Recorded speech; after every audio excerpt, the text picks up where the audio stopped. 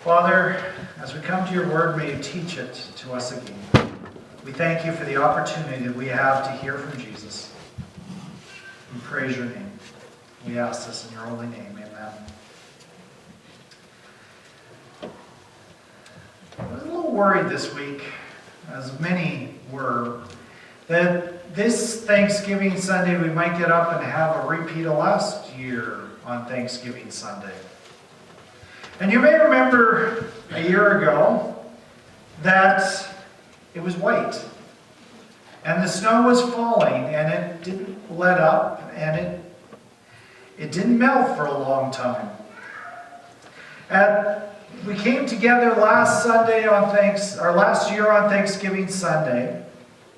We took out that traditional hymn that we sang at the beginning of this year's Thanksgiving Sunday. We took it out of the order service because it talked about, thank you, that the crops are all in before the winter storms begin. And that was not true a year ago. Hopefully it will be true for most people this year. It's always a little scary. So does that mean we cancel Thanksgiving? Is Thanksgiving about what we have? Is Thanksgiving about the good crops?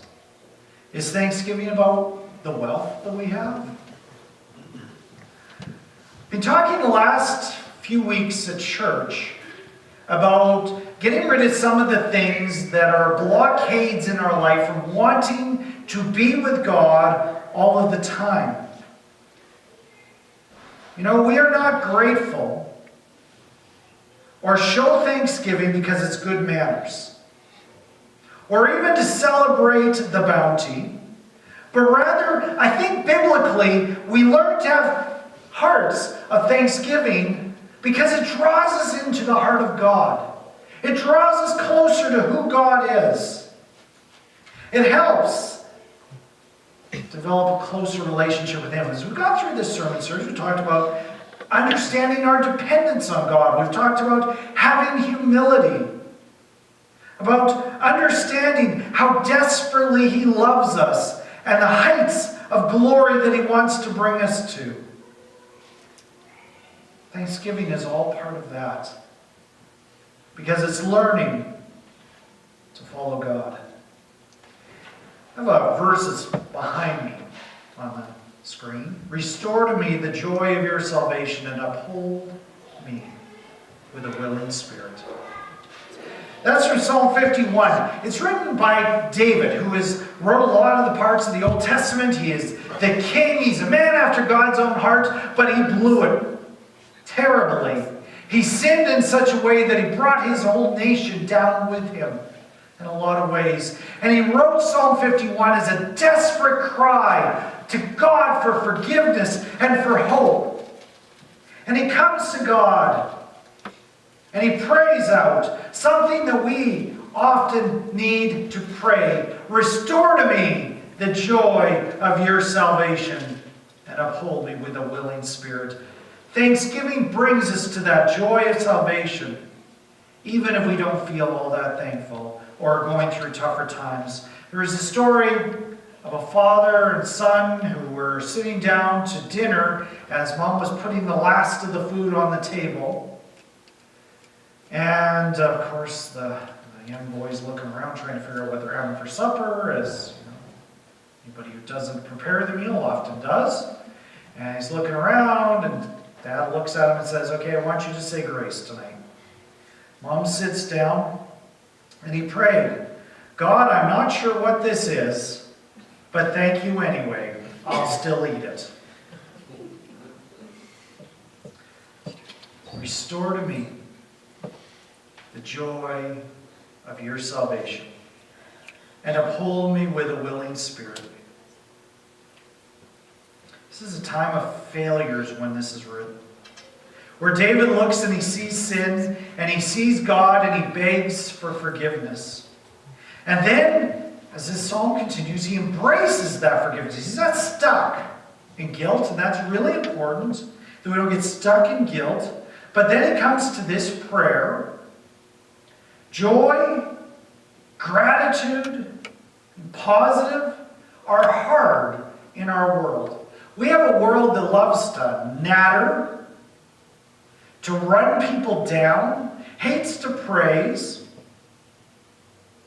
We like to run ourselves down sometimes. I looked up Thanksgiving, especially look in the New Testament. Almost every time the word Thanksgiving comes up, it's in regards to not just being thankful to God, but being thankful for a person. And speaking positively in gratitude about a person. And that's hard. Thank you, I appreciate you. It's not how we talk, is it? We often talk more, what's humorous is we run people down. Or maybe somebody comes to us and they start talking about how hard everything is. What our automatic reaction is? Somebody comes and starts telling us how hard. We don't know what to say, so we say, oh, I know how you feel. My story is... And then we start to compare stories, right? Who's got the hardest life?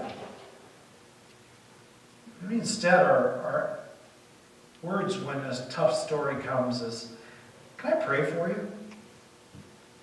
It's hard to speak with gratitude. There was a gentleman. His story was in the news about 10 years ago. I'm not going to do well on this. Now, I'm looking around. I don't think anybody here has any Polish heritage, because if I totally blow a Polish name, nobody's going to be offended, right? Okay, good. Because my Polish is a little weak. But there was a Polish railway worker. His name was Jan Grzebski. They have way too many consonants together. I don't know. Doesn't work. Anyways, back in 1988, he worked for the railway in Poland. He was hit by a train. Survived, but went into a coma, and then when he finally came out of the coma, there was all these other complications. Went to other medical problems. He went 19 years, basically, out of it. Just lying somewhere near a vegetative state. 19 years. Finally came out of it in 2007. He unfortunately didn't live all that much longer beyond that, but he was basically unaware of his surroundings for 19 years, from 1988 to 2007. Now, here's a history test. Poland, 1988. Between 1988 and 2007, what happens? It's the fall of communism, right? 1988, Poland is desperately trying to basically stay afloat. They are desperate for Western currency. There's no freedom. There's oppression because everybody's worried because the communist state is teetering on the brink. He wrote, after he came to, and said that the last time he went into the store before he went under, before he had this accident, the only two things he found on the shelves were tea and vinegar. He said there was very few people who owned cars, and the very few people who did own cars spent most of their time in lineups to get gasoline. 1988, everything is falling apart in Poland. 2007, Poland's not the wealthiest country, but there's freedom. The stores are full. There's lots of stuff that is suddenly working. In fact, there was one thing that he said that blew him away more than anything else after being out of it for 19 years. Cell phones. He said everybody, now it's 2007. He was waking up in 2017, he'd be talking about everybody walking around typing on their phone. But in 2007, everybody was actually back in the olden days when we actually spoke on our phones. The younger ones won't understand that. He couldn't get over everybody walking around with a phone in their ear everywhere they went. And then he said this, what amazes me is all these people who walk around with their mobile phones and never stop complaining.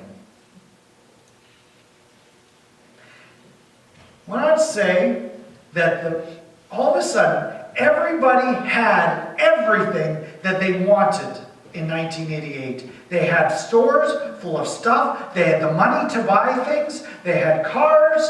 They had freedom. And they complained more. Isn't that interesting?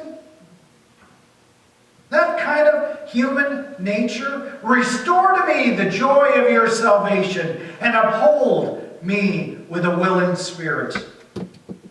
We need to keep that prayer up in good times and bad times. Too often we make our gratitude, at least in our own thoughts, dependent on the circumstances of life. There was a hymn that was written in the 1600s that went like this. Now thank we all our God, with heart, hands, and voices, who wondrous things has done, in whom his world rejoices. Powerful words. They were actually originally written in German by a man named Martin Rinkert. He was a pastor in Saxony, Germany, towards the end of a period of time called the 30-Year War. The war was being fought right around his town. Now, when there was wars, particularly in the Middle Ages, you have these armies going back and forth. So what do you got? You got violence. You've got army. What do armies do? They take all the food. I mean, they go to the fields. They take everything. And you've got soldiers going back and forth all over Europe. You've got disease coming in. The year that Martin Rinkert wrote that, in 1637, he wrote, I have trouble fathoming this. That year, he did 4,500 funerals. 4,500. That's better than 12 a day, every single day of the year. I find that a little hard to even wrap my head around. And yet, tried to draw his people to one thing. Now thank we all our God, with heart, hands, and voices, who wondrous things has done, in whom his world rejoices. You know what? The prayer that I read a moment ago is critical, because gratitude is not about whether everything is going right. Thankfulness is not about being thankful for stuff. It's about finding desperately needed joy. I've said over the years, and I've given my own definition of joy. It is a defiant nonetheless. That statement that despite all that the world might throw at me, despite the fact that everything might be against me, I still find my satisfaction in Jesus. I can still look at Jesus despite it all. I can find him.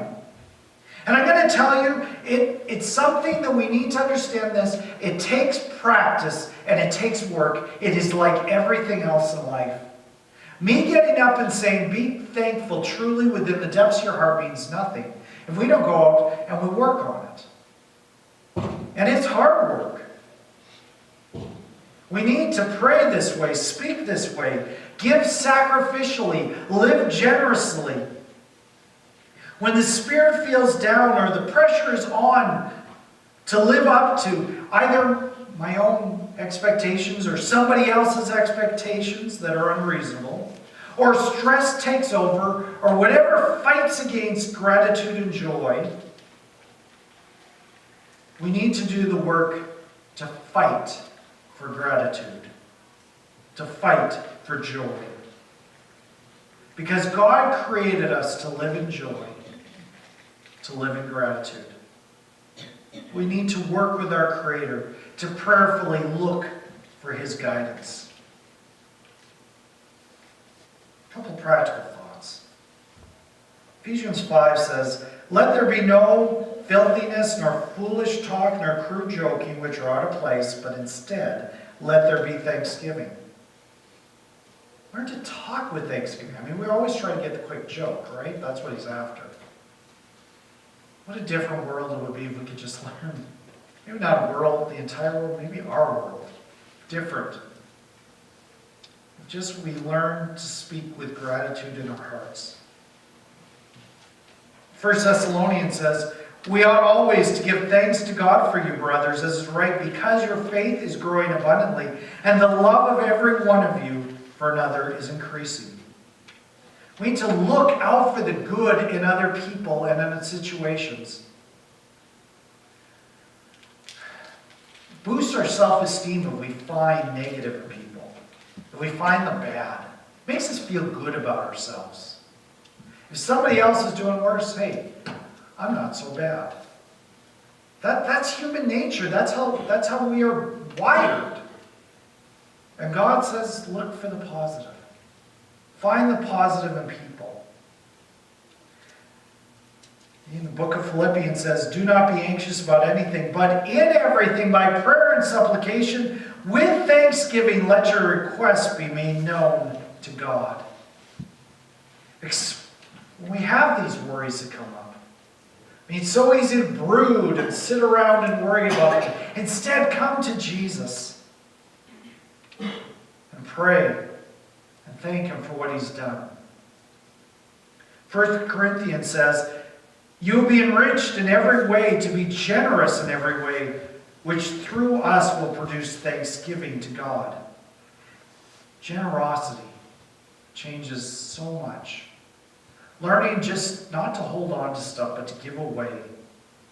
And not worrying about things, but instead realizing there's others who just need us to be generous. And finally, Colossians 1 says, giving thanks to the Father has qualified you to share in the inheritance of the saints in light. It's actually a remarkable little verse that we can miss. God has qualified you to share in His inheritance. Hang on, do you know who gets the inheritance? The Son, right?